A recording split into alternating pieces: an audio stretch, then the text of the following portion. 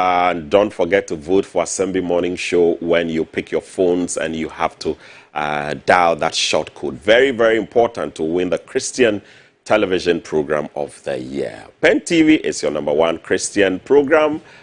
We won the Praise Achievement Awards, Best Christian TV, and we will continue to serve you. This morning, I told you we have a very important interview, and we are fortunate, very, very fortunate to have Her Excellency, the Israeli ambassador to Ghana, with us here. Already, I'm loving what we've been talking about. Shlomit Sufa is the name, the Israeli ambassador to Ghana. Her Excellency Shlomit Sufa. Welcome. Good morning. Thank you, Daniel. Good morning. Good morning to all of you. Yeah, thank you. Thank you. How are you? You know what? If to quote Mayor of New York, Eric Adams, a very good, strong speech that he gave, I think 2 or 3 days ago, he said, "We are not all right." You know, supporting and sympathizing with the Jewish people, with Israelis, we are not all right. I can understand.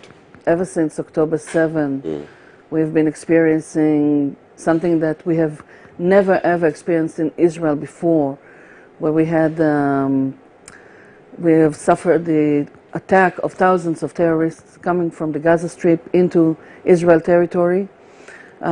Those terrorists are of Hamas and Palestinian Islamic Jihad and other terror groups in the Gaza Strip, and they have raided and attacked everything and everyone on their path. Any person that they could find, actually be them Jewish, Christian, Muslim, they killed everyone in that path. They attacked us in our homes, in our villages, very close to the Gaza Strip. Currently, the death toll is above 1,400 people, which is the largest number of Jews killed in one day ever since maybe the Holocaust. And on top of that, they burned and destroyed houses, villages. They have committed so many atrocities that it is really difficult to describe. And unfortunately, they were not only committing these crimes against humanity, raping women, young girls, mutilating, burning people alive, killing people in the hundreds and thousands, of course. On top of all these crimes against humanity, they were so proud of themselves, so they were taking footages of the people being killed as they were being killed and shared them on social media, sent them from the mobile phones of the victims to their parents, to their relatives, to inflict more horror and more pain. And at the end of this carnage, this unparalleled savagery, I can't even find the words to describe it. They kidnapped and now holding hostage more than 200 people from Israel that are starting from hold Hamas responsible for whatever happens to them. Right. We're live on Facebook. We're live on YouTube, Pen TV GH. We are also streaming on the Church of Pentecost Facebook and YouTube platforms this morning, on DSTV channel 367, on GoTV channel 175, on the digital terrestrial television platform, and on satellite this morning. Feel free, if you have any questions, suggestions, you can send to our WhatsApp number 0507788464. Now, this is quite an overview you have given me, but for us who are not in Israel, who are not in Gaza, for us who have been watching the news, personally, I've had time for the past 1 week to be listening to reports from Al Jazeera, from BBC, from Sky, from ABC. Everyone has a different angle to what they are publishing. But those of us from this part of the world, a lot of us have heard that this looks to be like a religious war. It's against, it's between Christians and Muslims. It's between this group and that group. Now tell me, really, what is happening? Who is causing what? Well, it's one way to describe actually one of the elements of the moral abyss between Israel and Hamas. Hamas is a terror organization. It is working in ISIS methods, ISIS basically ideology. It is an element of extreme Islam, and it is calling openly for the killing of every Jew person and for the destruction of the state of Israel. This they say openly, they do not try to hide it. Israel, on the other hand, is independent, democratic state. And we fight a war to defend our population, to defend our people. And we have not only the right to do so and to defend ourselves, we have an obligation as a state to defend our people. And one of the elements that separate us so strongly between us and Hamas and the PIJ, the Palestinian Islamic Jihad, is that while we try to protect our civilians, they're trying to hurt as many civilians as possible, be it on the Israeli side. I mean, on top of everything that I've described before, they are also showering the southern part of Israel and many other parts of Israel, Tel Aviv, Jerusalem as well, with rockets. Ever since Saturday morning, October 7th, until now, we have experienced close to 7,000 rockets and missiles. 7,000 rockets and missiles. And basically we expect no country anywhere in the world to be able to take this without waging war on its enemy. No one can expect that.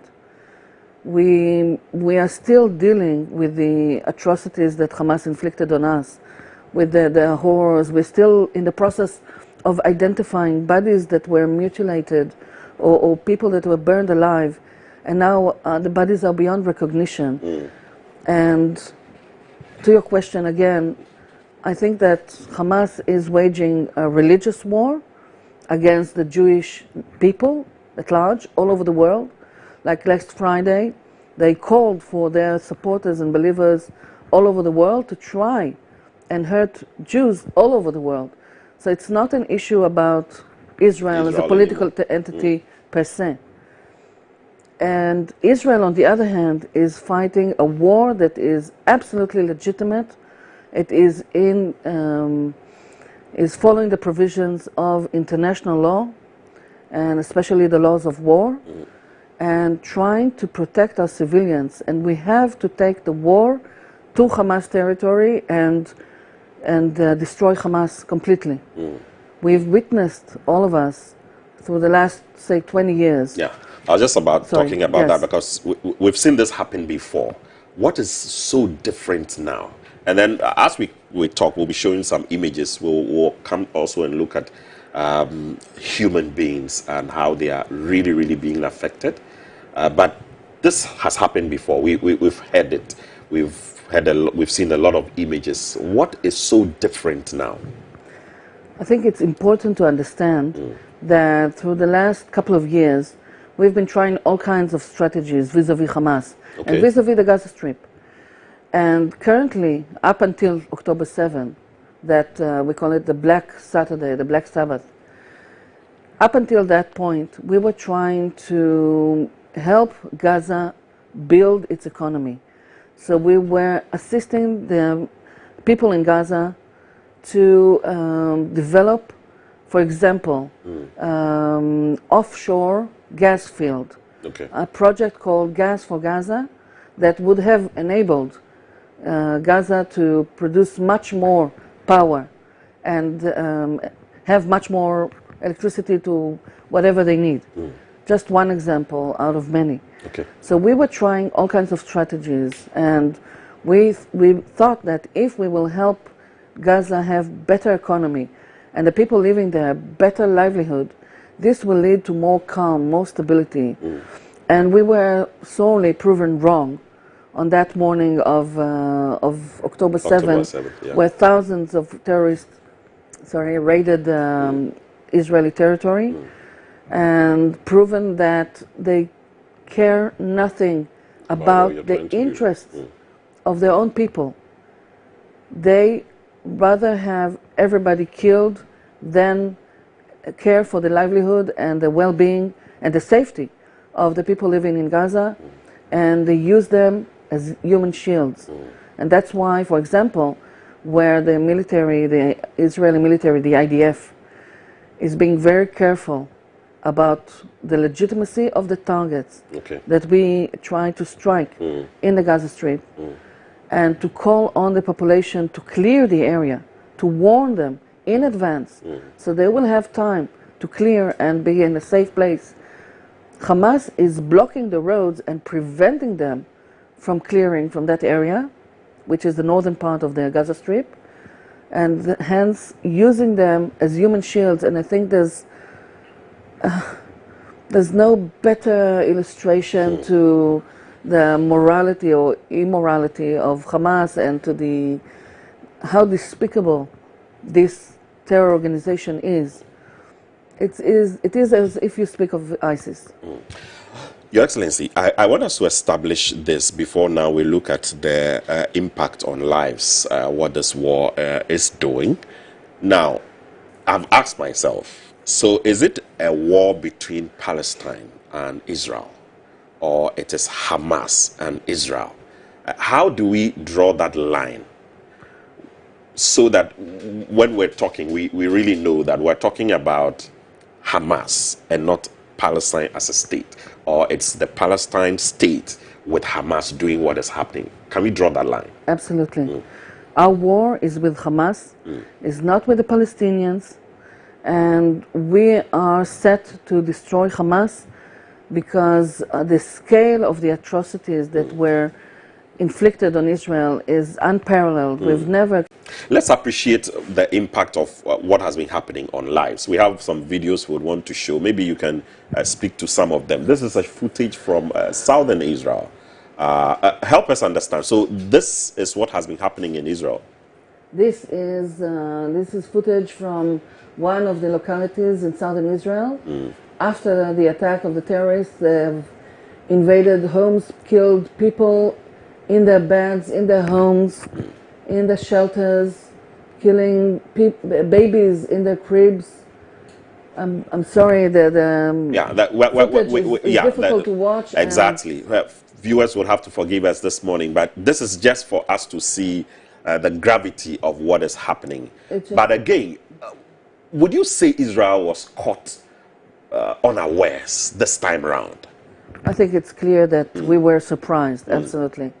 And many people in Ghana and all over the world basically ask, how come Israel was surprised? And this is a very, very good question.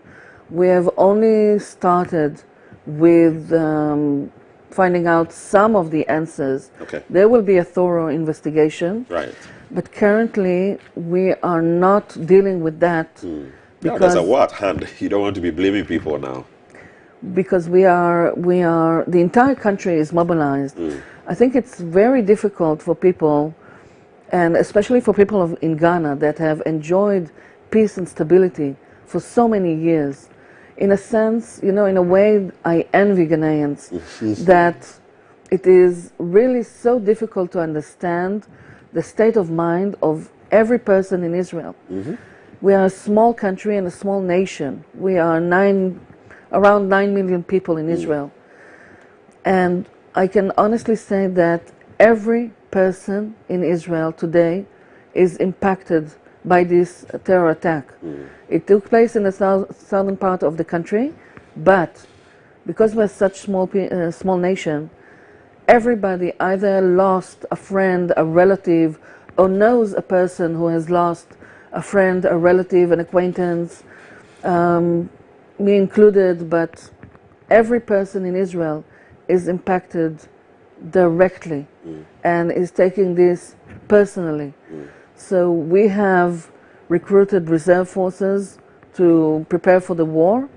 Over 360,000 people have been recruited, and the civil society in Israel, it has been totally mobilized to support the effort, the military effort. So you have volunteers assisting either military to get ready for war, or assisting the localities that have been affected. We had to clear tens of thousands of people from the southern part of Israel because their homes have been destroyed. They cannot live anymore. They are totally traumatized, the survivors. I wanted to ask how safe it is now to be in Israel. Well, basically, it depends on your position, right? Okay. On where you are. It is more dangerous in the southern part because it is closer to the Gaza Strip, Right. and safer when you are more remote. But the entire country is being threatened. My home in Israel is in the center part of Israel, but very close to the airport, the international airport. Okay. Now, the international airport, Hamas has been trying to target it many times. So my home is being targeted because it is so close to the airport. And on that Black Saturday, I happened to be in Israel, and I was at home, and I had to find refuge in my shelter a good number of times because there were sirens and missiles over my hometown in the center part of Israel. So it's a very difficult situation. There is also a second front that we fear we will face in the northern part of Israel, which is bordering with Lebanon. And in the southern part of Lebanon, you have another terror organization, Hezbollah. Yeah. Is a very, very strong terror organization, and their arsenal is over 150,000 rockets and missiles. By the way, this is more than regular militaries would have. And they're all aimed at Israel, and they cover the entire range of the territory of Israel. And they have been already trying to fire some missiles. They've been trying to launch terror attacks on Israel. We're being extremely alert. We have cleared people from from localities close to the border. And we do not want the things to escalate, but if we will have to fight Hezbollah as well, we will.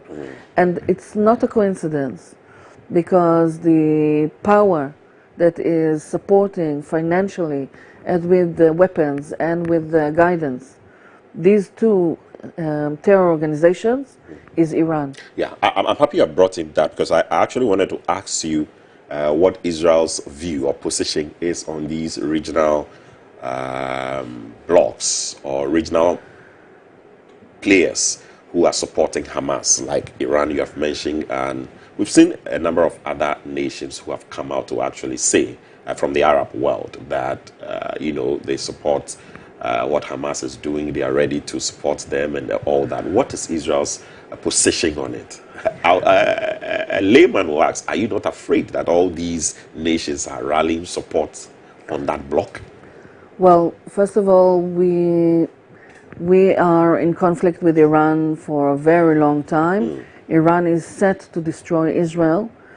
Israel, on the other hand, have no desire to destroy Iran whatsoever. So Iran is operating by proxy organizations around Israel, be it in the north or the south.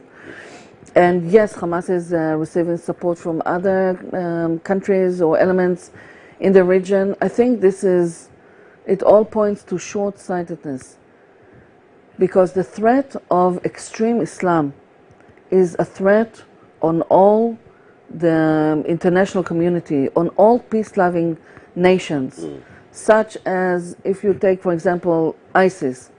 No one tried to appease ISIS or to find a way to de-escalate with ISIS.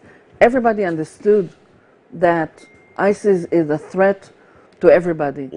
The same goes for Hamas and the extreme Islam. And I would say this: we have been receiving a lot of support from international community. We've seen many world-renowned leaders, such as, of course, the U.S. President. Just this morning. Yesterday, that was 2 days ago, yeah, on Wednesday, and then on Thursday we had the Prime Minister of Britain. Before that, we had the Chancellor of Germany visiting. Amidst everything that is taking place in Israel, they saw a very significant timing to come to Israel and show and demonstrate their support, and it is highly appreciated. And we've received a lot of support from many other countries, Ghana included, which we are grateful to. Okay.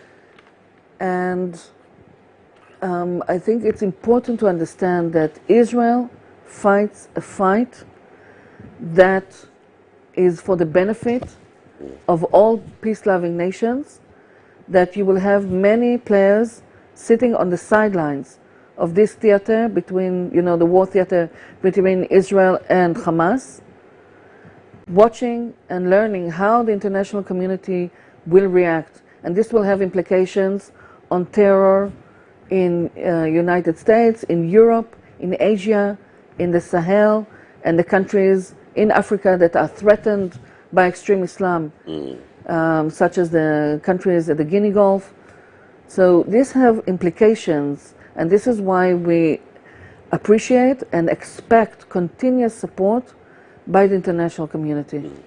I'm happy you've brought in that level of support. Now, what role really can international religious organizations play in this, especially because of the significance Jerusalem has in Israel?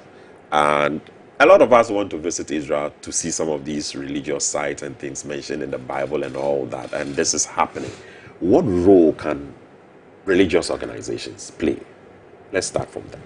I wish they would have a role to play, because many international religious organizations have been known to be able to bridge, to negotiate, to connect sides, two different sides to a conflict. Here, I doubt that there's going to be any place for any international organization. We are dealing with an entity that relishes, that is bragging on the rape of women, on the mutilation and decapitating of babies. We are dealing with an entity that is beyond reasoning. It's beyond... So there's no room for dialogue at all? There's no room for dialogue. We've tried everything, and there's no room for dialogue. This is an entity that will stop at no one and nowhere to continue and inflicting terror, and they want to achieve their goals. We will not let them. Let's look at humanitarian aid, especially in Gaza. What's the position of Israel on it? I'm asking this because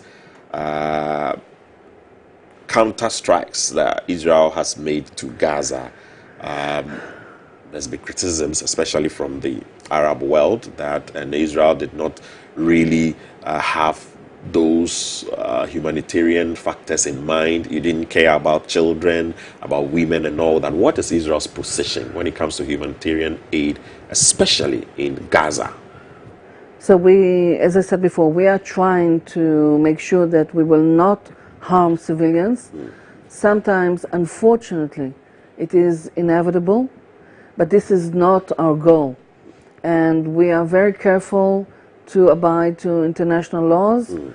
We allow humanitarian support to enter the Gaza Strip from the border and the crossing from Egypt. And we are calling on the population to shift to a place that is safer. But at the end of the day, if we agree that Israel's right and obligation is to protect its own people, then we have to understand that Israel will take the war and is taking the war to Gaza, to Hamas facilities, posts, arsenal caches, what have you.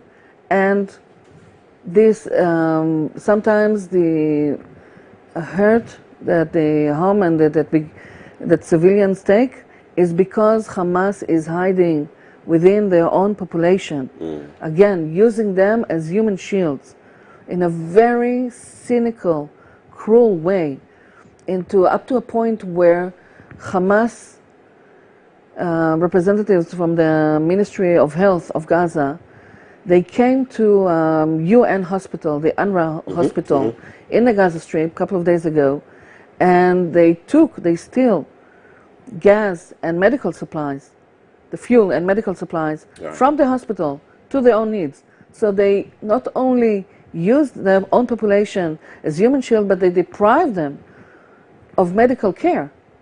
How more cruel can you get? The moral abyss between the Hamas and the countries that have a moral compass, Ghana, Israel, the West, is unbridgeable. Help me understand the level of cooperation you have enjoyed from Ghana and maybe some religious organizations during this period, right from October 7th till now. I don't know if you can, let's focus on in Ghana, for instance, the nation Ghana. What kind of level of cooperation have you enjoyed? I've seen on your Facebook page a number of churches, praying to support the people of Israel and all that. Maybe just share a few lines with that. We have been experiencing a huge amount of support, love, sympathy. People are writing us, heads of churches, people from all walks of life in Ghana. And of course, many people come, religious people. They pray for Israel. They support Israel. And they have special prayers in churches for Israel, as you mentioned. And we highly, highly appreciate that. That is something that we cherish, that we need. And we appreciate people in Ghana that pray for Israel. By the way, we have received support also from Muslim people that say to me, this kind of extremism, this kind of brutality, this is not Islam. Islam is a religion of peace, of tolerance, and this, they say, is not Islam. So I'm not here to talk about the nature of Islam, but I'm just quoting friends from Islamic community that spoke with me. Who are against that. This then brings me to this question. The Palestinian Authority itself, is there any level of work you are doing to help deal with this matter? Yes, we have continuous cooperation in different levels, between Israel and the Palestinian Authority. There are Hamas terror cells at the territory of the West Bank, Judea and Samaria. And the Israeli military is working very hard to fight and destroy these terror cells. And this works also for the benefit of the Palestinian Authority, because Hamas is not about being representative of the Palestinian interests, unlike what it would like to present itself. The Palestinians benefit nothing from Hamas, because it is only causing death and destruction and does not promote the Palestinian cause or Palestinians one iota further on their way to having an independent state or on the way to peace. We're seeing a lot of diplomatic efforts now. U.S. President, Prime Minister of Britain, UK. We've seen a lot of other nations and all that, all working, the UN working. Can we achieve something from these diplomatic efforts? Do you see that happening? Well, our stand is that we need to win this war once and for all. We need to win this war, and this war will take time.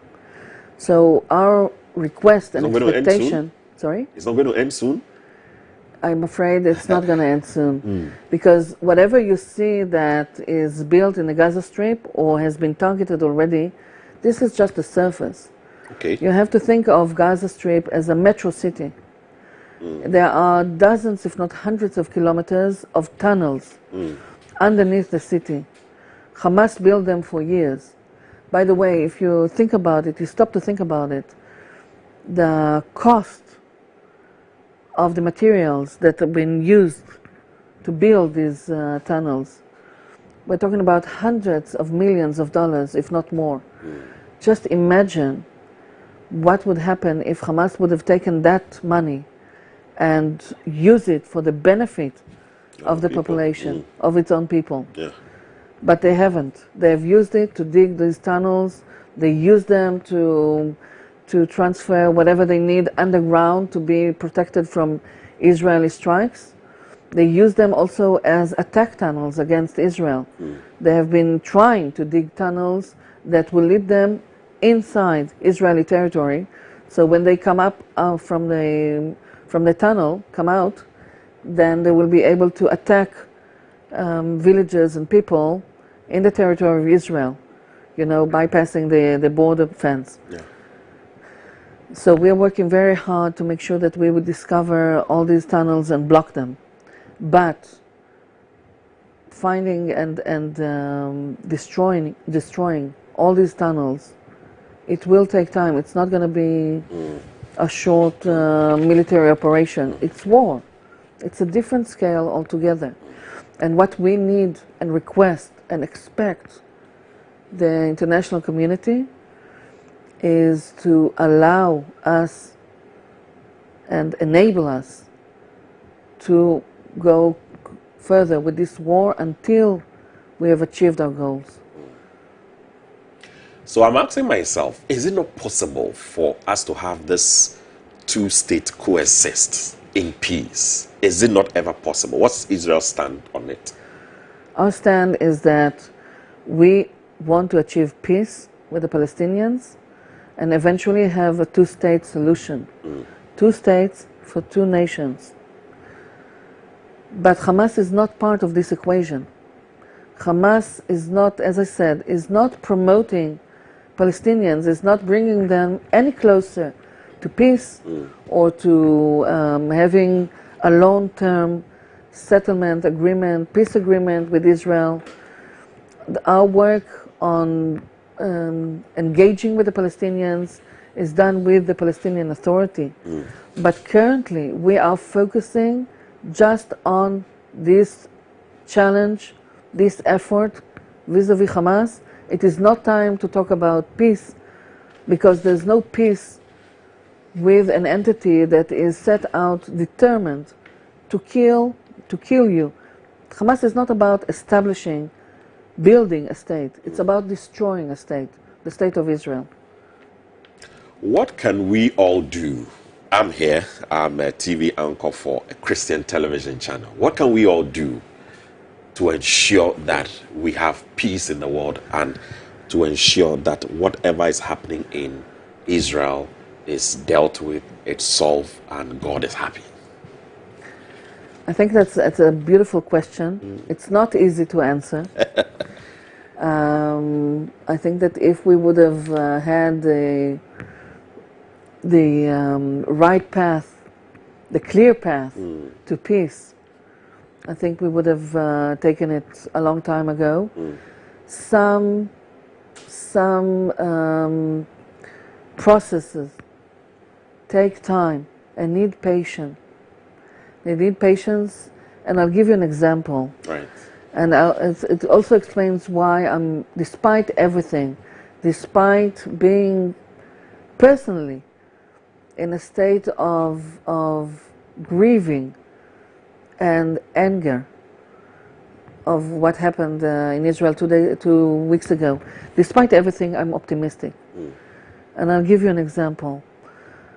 In the 50s and the 60s, Israel was surrounded by enemies all over. Lebanon, Syria, Jordan, Egypt were the main ones. They were the countries at our borders. And we had a couple of wars with these enemies. Egypt was the strongest enemy of all. And there was a lot of concern and fear even between Israel. Israel is looking at Egypt. Egypt was very strong. So if you would tell an Israeli in the 50s or even the 60s that one day will come where Egypt will be the first country to reach out to Israel and have a peace accord with Israel, people will say, no way, this is possible. Yeah. This is, you imagine things, this will never happen. And sure enough, 1979, Israel and Egypt signed a peace accord, and it has been strong and solid ever since. So this always gives me hope and a place for optimism, despite everything, despite the pain and the sorrow and the agony that we have so much of. Despite everything, I'm hopeful that we will reach peace one day. We are all hopeful that we'll reach peace one day. Well, this is your camera. Ghanaians are watching you this morning, Ghanaians all around the world. As the ambassador, what message do you have for them? Thank you very much, Daniel. Welcome. My message is that, sorry, I get a bit emotional. Yes. My message is that we appreciate and we cherish the support that we have been receiving from the government of Ghana, from people of Ghana, and we hope and pray that this love and support will continue and that Ghana will stand side by side with Israel through all our efforts until we are victorious, until we are able to destroy this threat of extreme Islam that is threatening Israel and so many other parts of the world. So there's someone who said, looks like the discussion I'm having with you, you are releasing your military plan, what you intend to do. But, I mean, this is for us to understand the situation, really. I'm sure that the Israeli government and the military, they have their own plans and strategy and what is going to happen. But the people of Israel are also watching you. There are some who are also in Ghana anyway. You want to speak to them as well? Well, to the Israeli community that has been amazing in not just supporting the embassy, but doing everything in their power to send the love and support back to Israel. You have to understand that Israelis from all over the world, they are struggling to find the shortest way to come back to Israel. Israel is at war, and Israelis from all over the world, they are struggling to find the closest and the earliest time flight to get to Israel. So we want to appreciate the Israeli community here in Ghana that is doing so much to support Israel from afar. Your Excellency, thank you very much for honoring our invitation today. I don't know if you have any last words before we wrap up. Yeah, okay. Thank you. All right, thank you very much. That's Her Excellency, the Israeli ambassador to Ghana, Her Excellency Shlomit Sufa. She's been telling us all about Israel, what is happening in the Gaza. I've seen a couple of your messages because of our short time. We didn't read some of them out, but obviously we are all concerned about what is happening in Israel. If you are in Ghana, you are praying, be praying for peace in Israel. But Israel is at war, and we can all do what we can do is to rally support. We're also praying for the people of Palestine, especially those who are not really in this war.